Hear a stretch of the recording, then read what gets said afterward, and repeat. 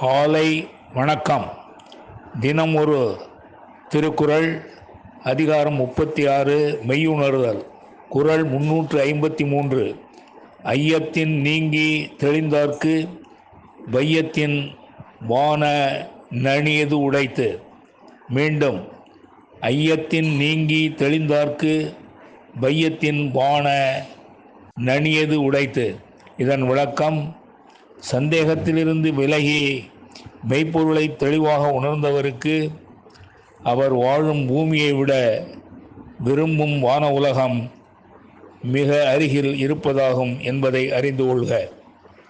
மீண்டும், சந்தேகத்திலிருந்து விலகி மெய்ப்பொருளை தெளிவாக உணர்ந்தவருக்கு அவர் வாழும் பூமியை விட விரும்பும் வான உலகம் மிக அருகில் இருப்பதாகும் என்பதை அறிந்து கொள்க.